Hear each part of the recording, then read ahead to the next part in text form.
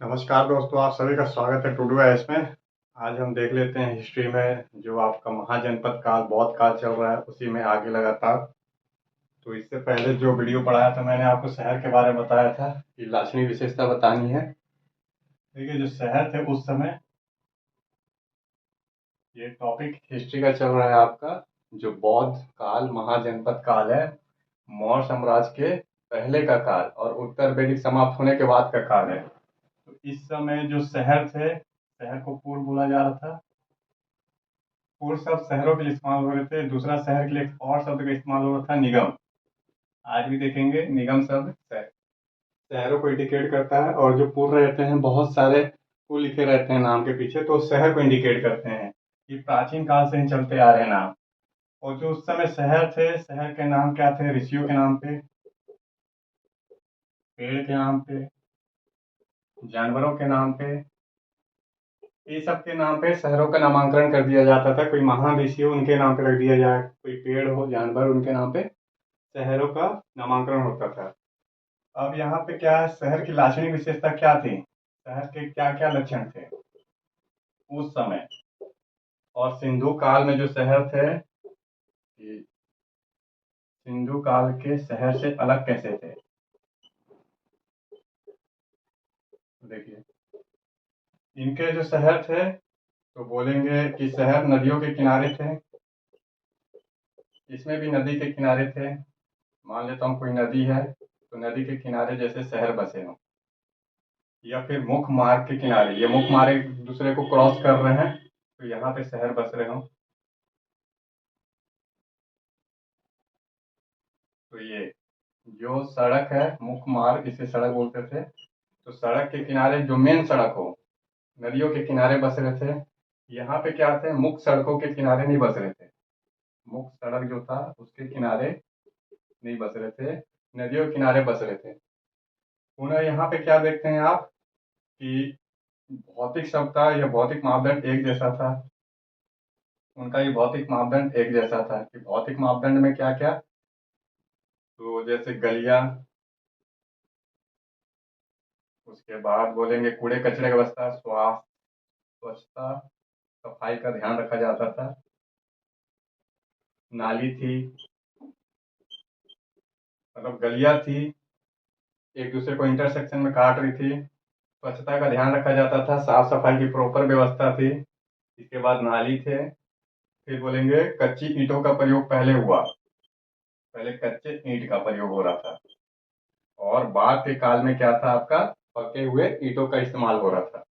तो कच्चे ईंट, इसे मिटा देता हूँ मैं और इसी में आगे कंटिन्यू रखता हूँ। फिर क्या था, बाद में पके हुए ईंट का प्रयोग हुआ। जब कच्चे ईंट का प्रयोग हुआ तो उस समय लकड़ी का प्रयोग हो रहा था, लकड़ी। बाद में जब पक्के ईंट का इस्तेमाल होने लगा तो इसके साथ में क्या बोलेंगे, पत्थर का इस्तेमाल हो रहा था। तो पक्के ईंट और पत्थर दोनों का इस्तेमाल हो रहा था बाद के काल में, धीरे धीरे जैसे जैसे शहर बस रहे थे। और इसमें क्या था आपका कि पके हुए ईंटों का प्रयोग हो रहा था, पके ईंटों का प्रयोग। तो शहर के कुछ लक्षण थे महाजनपद काल में कि नदियों के किनारे शहर बस रहे हैं, मुख्य सड़कों के किनारे शहर बस रहे हैं, भौतिक मापदंड सारे शहरों का एक जैसा हो, कौशल हो, काशी हो, राजगिरी, हस्तिनापुर, कुरुक्षेत्र, सूरसेन, मतलब जितने भी शहर हैं उस समय, ये सारे का एक जैसा मापदंड है। और अब यहाँ पे जो है आपका, देखिए विशेष अंतर सिंधु काल से अलग था कि यहाँ पे अन्नागार, स्नानागार, स्मारकी भवन का अभाव था।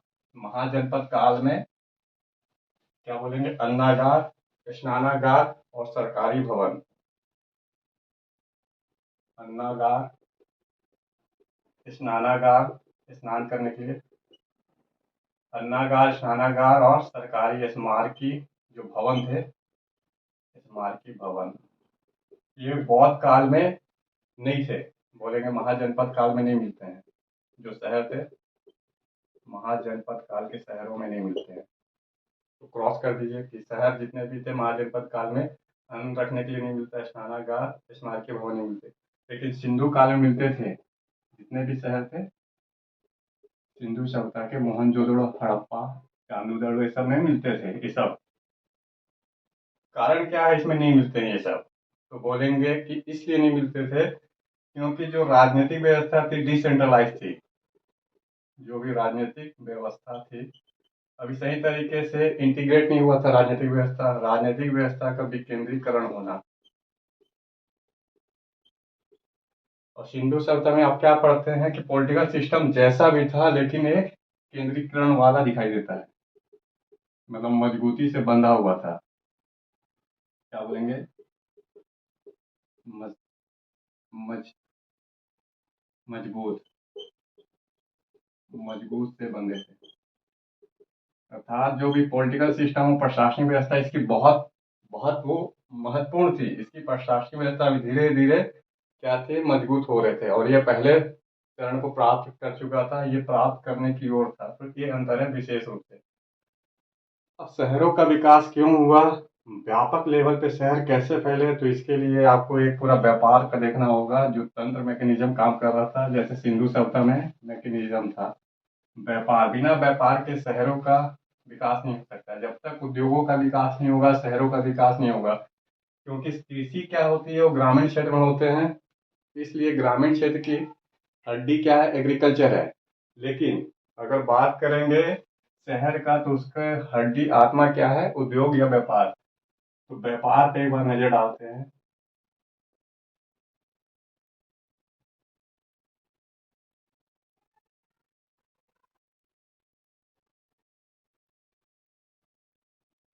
देखिए इस समय का सबसे महत्वपूर्ण है जो आपका कि उत्तरी भारत जो भी है यहाँ पे पूरा इंटीग्रेट रूप से व्यापार चल रहा था।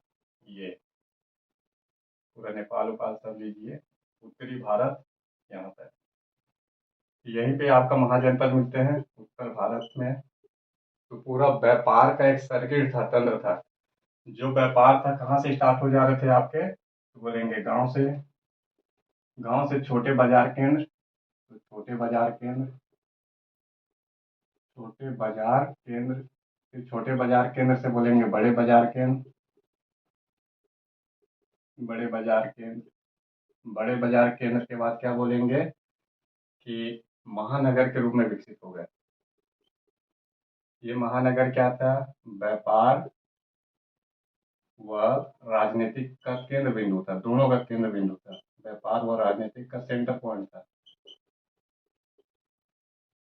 ऐसे करके अब गांव क्या था, आपको मैंने बताया था कि गांव भी अलग अलग थे।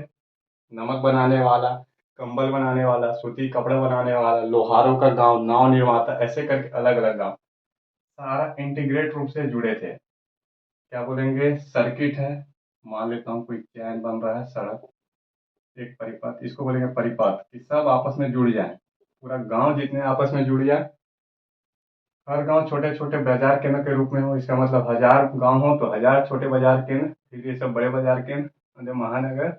महानगर व्यापार और राजनीति का सेंटर पॉइंट बन जाए। ये अब क्या था, महानगर जो बने थे, किलाबंदी थे ये शहर, मैंने आपको बताया था ऐसे करके किले बंद थे। तो ये शहर हो गया, यहाँ मुख्य लोग रह रहे हैं, बाकी इसके चारों साइड क्या था, फिर से गांव आपस में जुड़े हुए थे। तो पूरा उत्तर भारत में जो व्यापार था उसका एक बोलेंगे परिपथ था, सर्किट नेटवर्क था। सबसे व्यापार मास लेवल पे स्टार्ट हो चुका था ये वाला काल में, जो ऋग्वेदिक उत्तर वैदिक काल में नहीं हो पाया। ये हुआ आपका महाजनपद काल में, कि भारत में व्यापार मास लेवल में बहुत बड़े लेवल पे स्टार्ट हुआ। छोटे गांव बड़े नगरों से, बड़े नगर छोटे गांव, सबसे जुड़े थे। गांव गांव जुड़े थे, शहर शहर जुड़े थे, एक आपस में नेटवर्क बना लिए।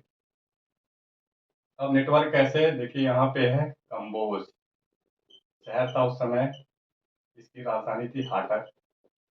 यहाँ पे एक था तक्षशिला। तक्षशिला यूनिवर्सिटी होता था, भारत का सबसे प्राचीन यूनिवर्सिटी था। तक्षशिला गांधार की राजधानी थी। महाभारत देखेंगे तो गांधार का उल्लेख है। गांधार ये कहाँ है, अभी पाकिस्तान में, कंबोज अफगानिस्तान में, तो गांधार पाकिस्तान में है।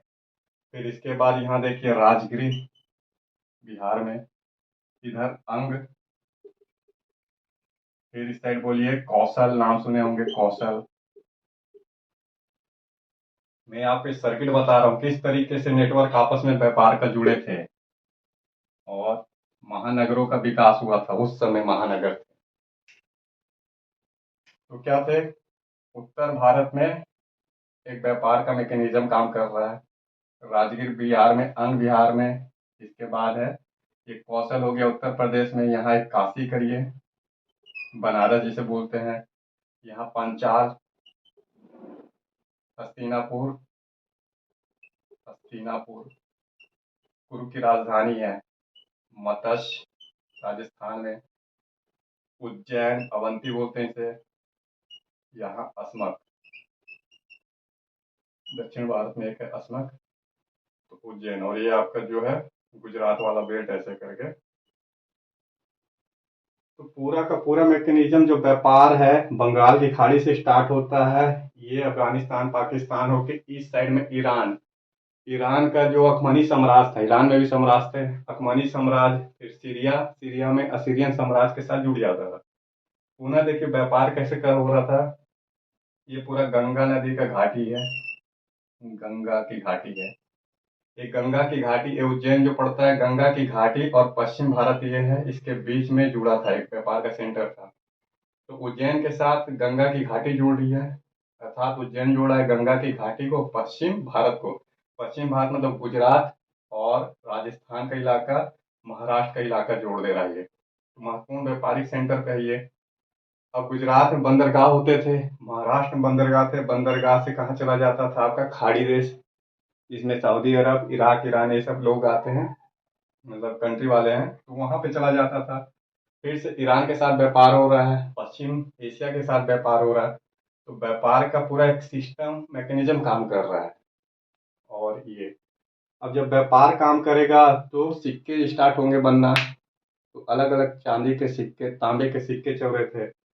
तो जो शहर थे व्यापार के साथ जुड़ गए थे, और जो व्यापार था वो राजनीतिक सेंटर का पॉइंट बन गया था, राजनीतिक व्यापार दोनों साथ साथ में पैरेलल चल रहे थे। तो राजा व्यापारी वर्ग को समर्थन कर रहा है, व्यापारी राजा को समर्थन कर रहे हैं, दोनों ऐसे करके एक तंत्र में काम कर रहे हैं। और पूरा भारत इस तरीके से व्यापार में पश्चिम के साथ जुड़ गया, आपस में पूरा दक्षिण के साथ भी जुड़ गया। धीरे धीरे यही पृष्ठभूमि मौर्य साम्राज्य की नींव पड़ी। इससे पहले मगध साम्राज्य, तो मगध साम्राज्य ने एक पृष्ठभूमि तैयार कर दिया मौर्य साम्राज्य के लिए, और मौर्य साम्राज्य के लिए मगध साम्राज्य के लिए पृष्ठभूमि तैयार किया आपका व्यापार ने।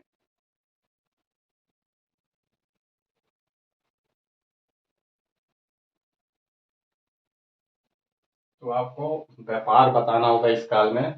देखिए व्यापार में भी क्या क्या था, सबसे पहले व्यापार कर लीजिए। जो व्यापारी थे उनको वैश्य बोला जाता था। जो चतुर्वर्णी समाज है, ब्राह्मण क्षेत्र, तीसरे नंबर पे जो आते थे वैश्य, वैश्य अर्थात व्यापारी।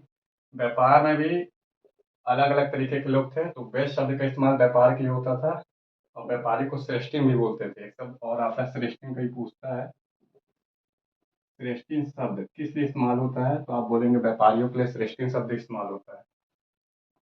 व्यापार में क्या था, अलग अलग तरीके के व्यापार होते थे, जैसे दुकान खोल लिए दुकानदार,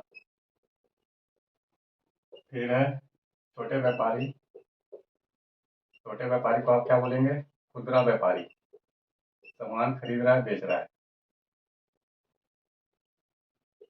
मतलब छोटे व्यापारी खुदरा व्यापारी। फिर यहाँ पे आपका एक आता है बड़े इन्वेस्टर थे, पूंजी इन्वेस्टर, बड़े पूंजी इन्वेस्टर है, इसे बोलते थे बसनिक। ये भी पूछता है कभी कभी आपसे। एक अलग से बैंकर हैं जो बैंकिंग का काम करते थे, पैसे देने का काम करते थे, तो बैंक का काम कर रहे हैं, आप क्या बोलेंगे बैंकर को, सेठी। यहाँ पे शब्द पे ध्यान दीजिएगा थोड़ा, ये इंपॉर्टेंट है, कभी कभी इससे पूछ लेता है। व्यापार के लिए सब व्यापार कौन करता है, वैश्य जाति के लोग उस समय। चतुर्वर्ण समाज में तीसरे नंबर पर वैश्य था, पैसे कमाते थे, अच्छा सम्मान प्राप्त किए थे, तो व्यापारी को बोलते थे वैश्य। इसे संस्कृत में श्रेष्ठी बोलते थे उस समय, श्रेष्ठी। व्यापार में दुकानदार, छोटे व्यापारी, खुदरा, बड़े व्यापारी के लिए शब्द याद रखिए बशनिक। जो बड़े पूंजी इन्वेस्टर है इसके लिए एक शब्द है बशनिक। अगर आपसे सीधा पूछे बशनिक किस लिए इस्तेमाल होता है तो बोलेंगे इन्वेस्टर। जो बैंकर का काम करते थे सेठी, ये पैसे देने का काम करते थे, ब्याज वसूल करने का काम करते थे, तो सेठी शब्द का इस्तेमाल होता था। तो व्यापारी के लिए। अब व्यापार जब हो रहा है तो इसमें क्या था कि छोटे व्यापारी, सॉरी, व्यापार की वस्तु, वस्तु क्या क्या थी, क्या क्या सामान उस समय स्टार्ट हो गया था इतने मास लेवल पे सर्किट में। अगर उस सर्किट नेटवर्क में कुछ वस्तु डाल दिया जाए उसका कंजप्शन उपभोग हो जाता था। वो उपभोग या तो इंडिया के अंदर होता था या पश्चिम में। मांग बहुत अधिक थी। तो वस्तु क्या क्या थी, बोलिए नमक। इसके बाद क्या बोलेंगे कि उपभोग वाले, जैसे नमक है, चमकीले मिर्च भांड इसको बोलते हैं, चमकीले मिर्च भांड वस्तु, चमकीले मिर्च भांड। और क्या बोलेंगे, लोहे की वस्तु जैसे तलवार। फिर धातुएं, अलग अलग धातुएं जैसे चांदी, तांबा। फिर बोलिए सूती कपड़ा, सूती कपड़ा। इसके बाद क्या बोलेंगे कि हाथी दांत, हाथी दांत की नक्काशी। जो हाथी दांत थे इस पे नक्काशी अर्थात चित्र बनाना, नक्काशी करिए। हाथी दांत की नक्काशी, चित्रकारी, ये है। और भी, लेकिन मेन में देखिए क्या है, जो लोहे की तलवार थी और सूती कपड़ा, इसकी मांग भारत में हमेशा से रही थी। भारत इसके लिए क्या था, वर्ल्ड फेमस रहा है जब तक अंग्रेज नहीं आ गए। तो सूती कपड़ा और लोहे का तलवार, सूती कपड़े में भी अलग अलग वैरायटी थे, अलग अलग। तो वो सब भेजा जाता था इस सर्किट में, जो बताया मैंने आपको कि नेटवर्क से जुड़े थे शहर गांव से, इस सर्किट में डाल दिए और उसके बाद गया बिकने के लिए। जैसे दुकानदार, छोटे व्यापारी, बड़े पूंजी इन्वेस्टर, बैंकर, सब क्या है, व्यापारी हैं, व्यापार से जुड़े हैं, ये सब बेच रहे हैं। और इसके बाद है, राजा को फंडिंग कर रहे हैं, राजा बदले में इनको समर्थन दे रहा है। तो व्यापार की वस्तु में आपको कुछ का नाम बताना होगा। फिर इसके बाद बताना होगा यहाँ पे बंदरगाह क्या था, कि अगर बंदरगाह से भी होते थे, लैंड से तो होता था, क्या बंदरगाह भी थे। गुजरात में बताइएगा आप कि भिरगू कच्छ एक शब्द आता है, भिरगू कच्छ गुजरात में, भड़ोच, करंट में इसको भड़ोच भड़ोच बोलते हैं। गुजरात में बंदरगाह है सोपारा, ये बंदरगाह महाराष्ट्र में है। तो भिरगू कच्छ सोपारा बंदरगाह से खाड़ी के देशों के साथ व्यापार होता था। कहाँ होगा, बोलेंगे खाड़ी, खाड़ी देश, अखमनी साम्राज्य, अखमनी साम्राज्य। इसके बाद बोली असीरियन साम्राज्य। सीरिया जो नाम है, अभी एक सीरिया कंट्री है, उसके आगे असीरियन साम्राज्य कर लीजिए। इतने के साथ क्या हो रहा है, आपका ट्रेड हो रहा है। खाड़ी देश, अखमनी साम्राज्य, असीरियन साम्राज्य के साथ आपका ट्रेड हो रहा है।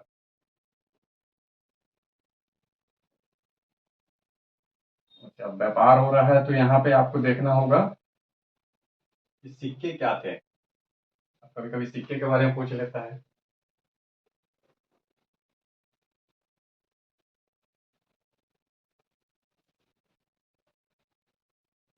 देखिए यहाँ पे आहत सिक्के, सिक्के को बोला जाता था, अब सिक्के आ गए, आहत एक शब्द है।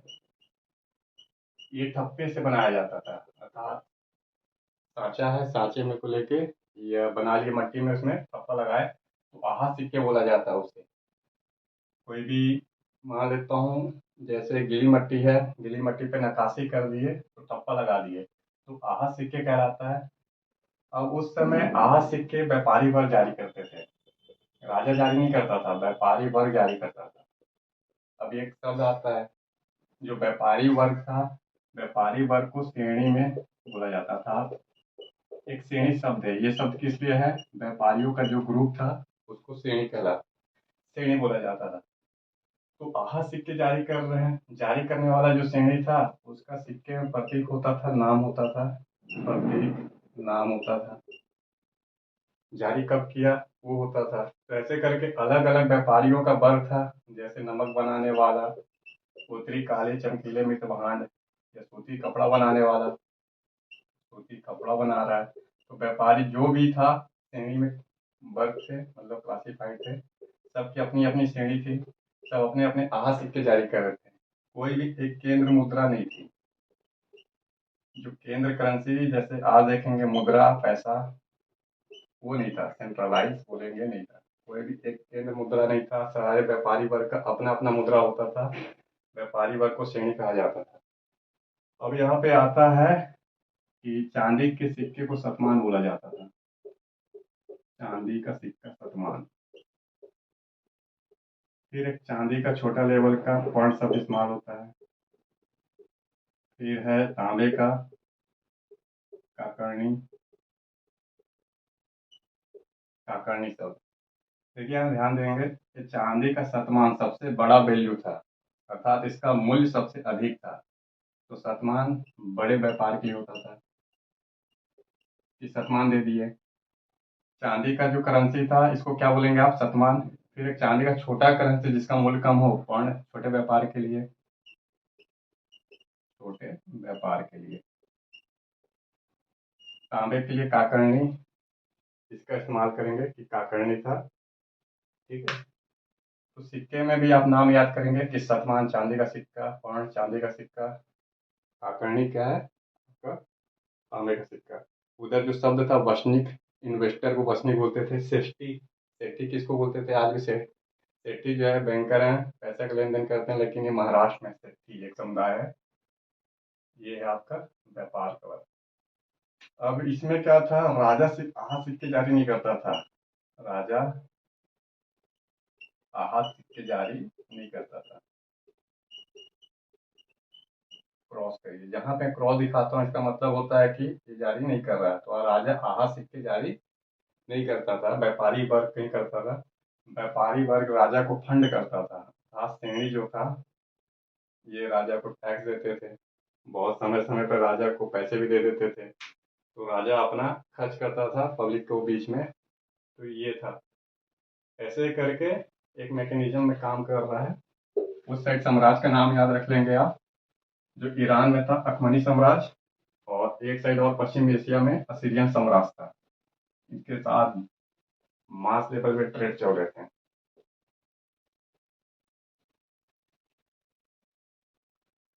अब शहर की एक प्रमुख विशेषता देखिए, ये जो राजनीतिक सेंटर उभरे थे भारत में उस समय, सबसे बड़ा क्या था, जैसे एक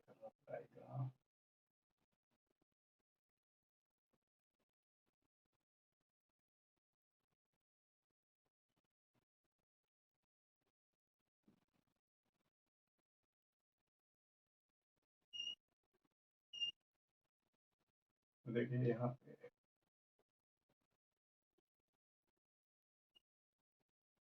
ठीक है, जो भी है यहाँ पे गंगा नदी ऐसे करके बह रही है, साथ में ये गंगा नदी यमुना नदी, ये दोनों ऐसे आ रहे हैं और मिल रहे हैं यहाँ पे इलाहाबाद के पास। इसके बाद आगे गंगा नदी ऐसे चले जा रही है आपका, ठीक है। फिर इस साइड से चंबल नदी, बेतवा नदी, पुनः क्षिप्रा नदी ऐसे करके, नर्मदा नदी, इधर पंच नदियां बह रही हैं। तो शहर कहाँ कहाँ है, जैसे ये है यहाँ पे एक राजगीर है।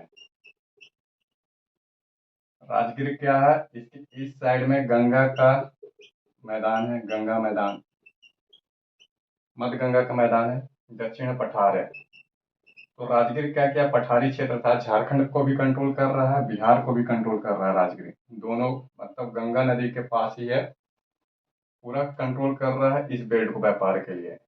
यहाँ पे क्या है, राप्ती नदी के किनारे श्री बस्ती है, जो श्री बस्ती है ये है कौशल की राजधानी थी। तो कौशल जो उत्तर प्रदेश में, अयोध्या पहले राजधानी थी, तो इस पे नियंत्रण कर रहा है, ये नदी के किनारे है राप्ती नदी, तो ये वाला, ये उज्जैन इस वाले बेल्ट को, नर्मदा नदी वाला पे उज्जैन कंट्रोल कर रहा है ये। फिर ऐसे करके इस साइड से बोलेंगे अहिच्छत्र, पांचाल की राजधानी थी, अहिच्छत्र ये वाले बेल्ट को, कुरुक्षेत्र, कुरुक्षेत्र कुरु की राजधानी ये वाला, मत्स्य ये वाला, इस तरीके से गांधार, ऐसे ऐसे करके अपने अपने एक क्षेत्र को कंट्रोल कर रहे हैं। इधर अंग है जो बंगाल बिहार को कंट्रोल कर रहा है।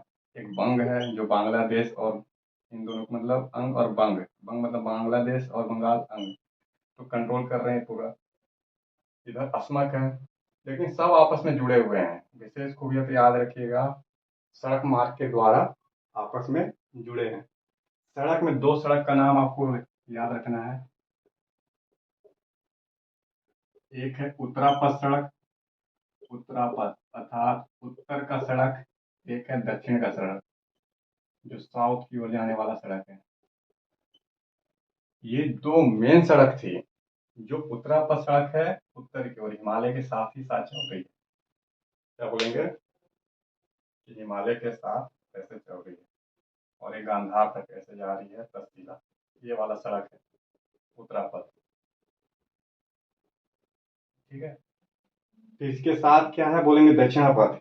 ये सड़क कैसे आता था, उज्जैन से दक्षिण की ओर जा रहा है ये। तो दो प्रमुख सड़कें हैं, बाकी छोटी छोटी सड़कें हैं।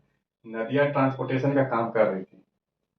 जो नदी थी इससे ट्रांसपोर्टेशन, आज भी नदी से ट्रांसपोर्टेशन होता है, नाव भर भर के हो रहे हैं। तो नदियां ट्रांसपोर्टेशन का काम करती थी, व्यापार की वस्तु को नदियों के द्वारा पहुंचाया जाता था। तो व्यापार की जो भी वस्तु है, सूती कपड़ा हो, घड़ा हो, नमक हो, वो सब नदियों के द्वारा ट्रांसपोर्ट हो रहे हैं। बाकी मेन सड़कों के द्वारा पश्चिम एशिया के साथ, पश्चिम एशिया और इधर आपका पश्चिम भारत के साथ, पश्चिम भारत। तो ये जो सड़क है आपका दक्षिण पथ वाला, जो दक्षिण की ओर भी जा रहा है, साथ साथ में इधर पश्चिम, इससे ट्रेड हो रहा है पश्चिम भारत दक्षिण भारत की ओर। ये वाला सड़क से पश्चिम भारत की ओर हो रहा है। नदियां जो है ट्रांसपोर्टेशन का काम कर रही है। सारे शहर जो उस समय है, यह राजनीतिक सेंटर, सब राजनीतिक केंद्र के बिंदु हैं। तो अपने अपने क्षेत्र को कंट्रोल कर रहे हैं, नदियों से वेल कनेक्टेड है, सड़कों से कनेक्टेड है। यही सर्किट था आपका। इसी को मैं बार बार बोल रहा हूँ कि बहुत इंपॉर्टेंट है ये समझने का कि कैसे मैकेनिज्म हुआ, व्यापार का तंत्र कैसे काम कर रहा है, मास लेवल पे ट्रेड स्टार्ट हुआ। और ये भारत लंबे समय तक व्यापार का सेंटर पॉइंट था पूरा वर्ल्ड में।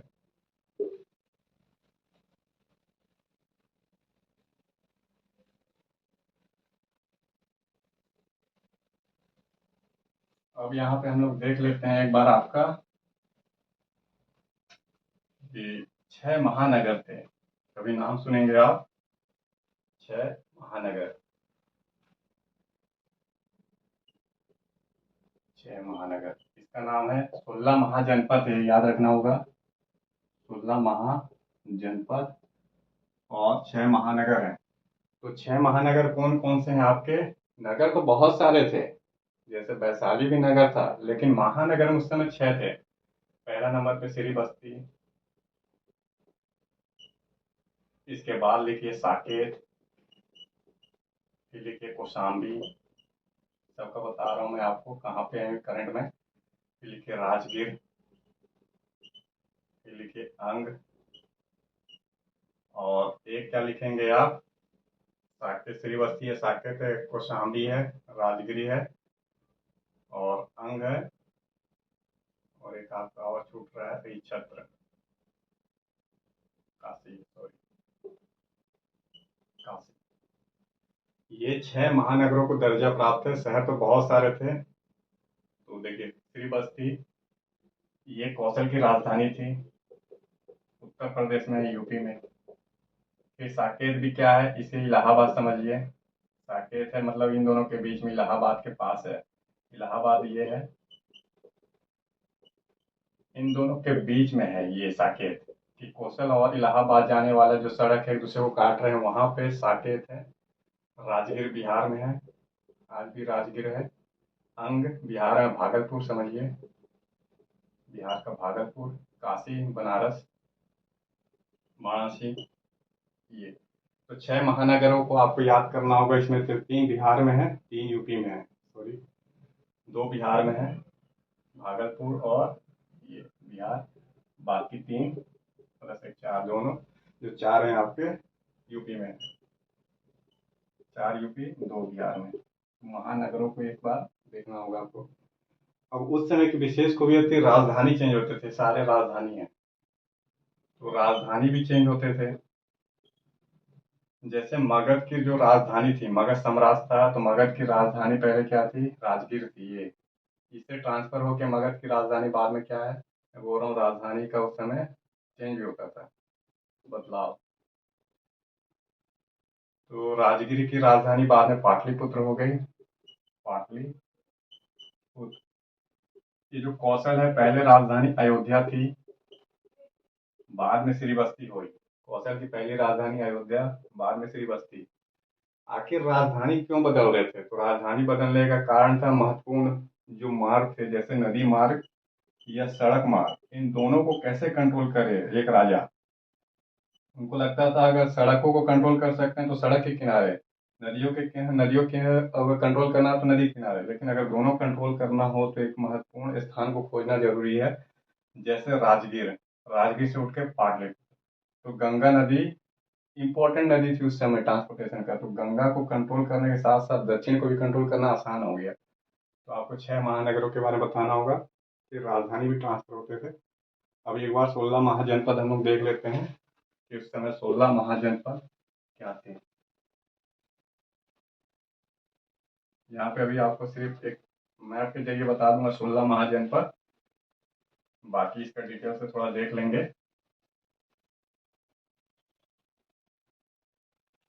एक टॉपिक आ रहा है कि 16 महाजनपद कौन कौन थे, मतलब समझिए कि 16 स्टेट करेंट में, अभी भारत में जो स्टेट है उस समय महाजनपद कहला रहे थे। तो फिर से एक बार मैप बनाइए।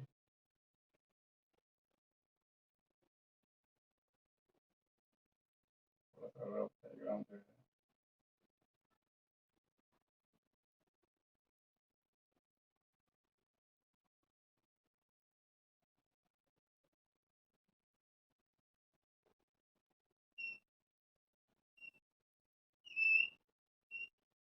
देखिए 16 महाजनपद में सबसे पहले आप रखिए कम्बोज। इस साइड में राजधानी लिख रहा हूँ पहले। इधर जो आपका ब्लैक पेन का इस्तेमाल कर रहा हूँ मैं, राज लिख दे रहा हूँ, इसकी राजधानी लिखते रहिएगा। तो कम्बोज है। इस साइड लिखिए आप गांधार। कम्बोज के जस्ट नीचे है गांधार, गांधार। दो इस साइड पाकिस्तान में चले गए। एक इस साइड लिखिए आपका जो उत्तराखंड और यूपी वाला है, पांचाल। पुनः इस साइड लिखेंगे आप हस्तिनापुर, अर्थात दिल्ली, हस्तिनापुर। एक इधर लिखिए मत्स्य, जो जयपुर है, मत्स्य। फिर लिखिए शूरसेन, मथुरा के पास, शूरसेन। इसके बाद यहाँ लिखिए आप कौशाम्बी, इलाहाबाद के पास, कौशाम्बी। एक लिखिए कौशल, कौशाम्बी कौशल। एक लिखिए यहाँ पे काशी, काशी। पुनः एक लिखिए राजगीर, राजगीर। फिर एक लिखिए अंग, और इसके बाद आप लिखिए उज्जैन, ये वाला। फिर नीचे में एक साउथ में ये वाला है इस साइड, अस्मक। दक्षिण में एक ही है अस्मक, के आपको याद रखना होगा, दक्षिण में अस्मक है, गोदावरी के किनारे था। और यहाँ पे जो छूट रहे होंगे, फिर देखते हैं चेंदी छूट रहा है, चेंदी।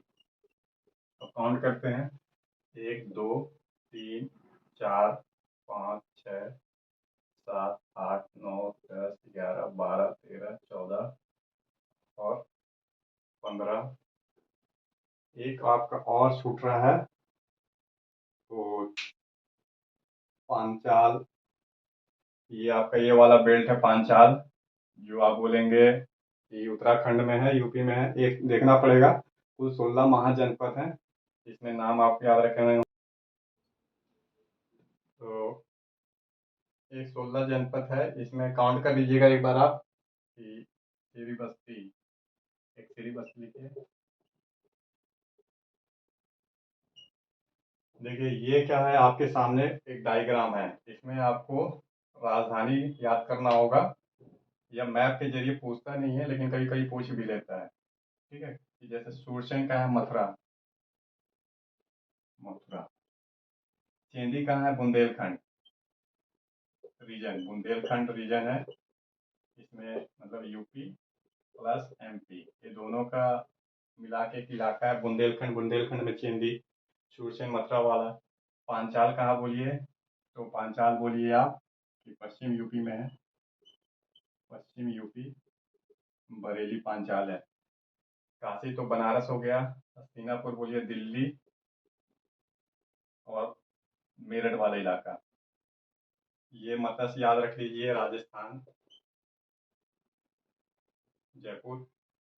अस्मक कहाँ पे है, महाराष्ट्र, इसे बोलिए महाराष्ट्र, गोदावरी के किनारे है। उज्जैन एमपी में है, अवंती। श्रीबस्ती, कौशल, ये दोनों आपका कहाँ पे है, तो ये वाला बेल्ट है। राजगिरी कहाँ, बिहार में। अंग जो है भागलपुर में। तो इस तरीके से इधर क्या है, गांधार, तक्षशिला राजधानी है पाकिस्तान में, पेशावर के पास। कम्बोज का है, हाटक है, ये कम्बोज समझ लीजिए, अफगानिस्तान में। तो 16 महाजनपद हैं, ये राजधानी है, सबके राजा हैं, सब आपस में एक दूसरे से युद्ध कर रहे हैं। अंत में क्या है, इसमें थोड़ा सा राजाओं का नाम बताऊंगा मैं। अंत में ये आपका जो राजगीर था, यहाँ पे मगध, मगध की राजधानी थी। इस मगध ने 16 महाजनपद को अपने अंडर में कर लिया, अर्थात 16 महाजनपद बाद में क्या है, मगध साम्राज्य के रूप में बदल गया।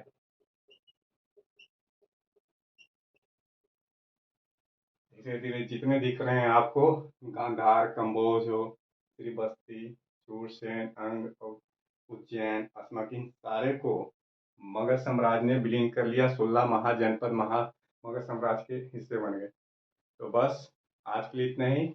फिर मिलेंगे हम लोग इसमें कुछ मगध साम्राज्य के साथ, और जो बच रहे हैं एक आध दो राजाओं के बारे में जो कभी कभी पूछ लेता है। आज के लिए बस इतना ही।